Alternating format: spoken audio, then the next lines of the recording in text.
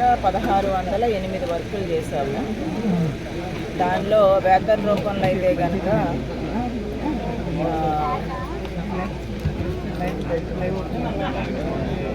30,88,59,126. అలాగే మెటీరియల్ రూపంలో 6,44,88,297 రూపాయలు. అంటే టోటల్ ఇక్కడ మనం ఇచ్చింది 27,33,00,000 చిల్లర అమౌంట్ని ఈ నాతవరం మండలంలో మనము ఉపాధి హామీ పథకంలోన మనం ఖర్చు చేయడం జరిగింది. సో ఈ జరిగిన అన్ని పనులని కూడా సోషల్ ఆడిట్ బృందాలు వాళ్ళు వచ్చి ప్రతి గ్రామాన కూడా ప్రతి వర్క్ని వాళ్ళు విజిట్ చేసి ప్రతి ఒక్క వేతనదారుడితో కూడా శ్రామికులతో మాట్లాడి వర్క్స్ ఇన్స్పెక్షన్ చేసి వాళ్ళు గ్రామ సభలు నిర్వహించి గ్రామాల్లోన ఈ రోజున వాళ్ళు ఏవైతే గ్రామ సభల్లోన గుర్తించిన అంశాలని ఈరోజు మనకి ఇక్కడ ప్రజావేదికలోన తెలియచేయడం జరుగుతుంది. సో దీనిలో భాగంగా మనకి ఈ మండలంలో ఉన్న 31 గ్రామ పంచాయతీల్లో కూడా గ్రామ స్థాయిలో ఆడిట్ని పూర్తి చేసుకొని మండల స్థాయిలో కూడా ఆడిట్ని పూర్తి చేయడం జరుగుతుంది.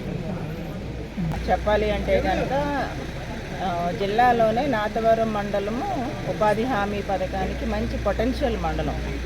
సో వర్క్లన్నీ కూడా చాలా చక్కగా బాగా జరిగినాయి. అయితే ఏంటంటే మనకి ఇన్ని వందల వర్కులు జరిగినప్పుడు ఒకటి అరా తప్పులు దొరలడం అనేది సహజము. చిన్న చిన్న తప్పులే తప్ప ఇది మనకి ఎలా అంటే వాంటెడ్గా చేసిన తప్పులైతే కనుక ఏవి కూడా గుర్తించడం జరగలేదు. సో ఏం లేదు, అన్నీ కూడా ఏంటంటే మనకి ఇన్ని వందల మస్తర్లు మెయింటైన్ చేసినప్పుడు 1-2 మస్తర్లోన వేలు ముద్రల సంతకాలు లేవు అన్నవి తప్ప మనకి వేరే విధంగా ఏమీ లేదు. అలాగే మనకి ఏదైతే పనులు చేశారు ట్రెంచ్ వర్కులు జరిగినాయి ఇవన్నీ అన్నారు. యాక్చువల్గా ఏంటంటే మనకి ఈ వర్కులన్నీ జరిగి దాదాపు 18 నెలలు అయిపోయింది. సో ఈ 18 నెలలు అయిపోయిందంటే మనకి ఒక్కొక్క వర్క్కి ఒక్కొక్క వ్యాలిడిటీ పీరియడ్ ఉంటుంది. సో ఆ పీరియడ్ ప్రకారం 12 నెలల్లోన అది మనము ఆ వర్క్ని మనం కన్సిడర్ చేస్తాం. దాటిపోయిందంటే అది వర్షం వల్ల కావచ్చు, రకరకాల నేల తత్వాన్ని బట్టి కూడా మనకి జారి పడిపోతాయి, సిల్టేషన్ అనేది వస్తుంది. కాబట్టి ఆ విధంగా తప్ప ఎక్కడా కూడా మనకి నిధుల దుర్వినియోగం అనేది లేదు. గోకులం షెడ్ మాదే కదా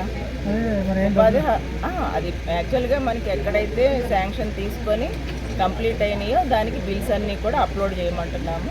బిల్స్ అప్లోడ్ చేస్తే ఆటోమేటిక్గా డబ్బులు పడతాయి.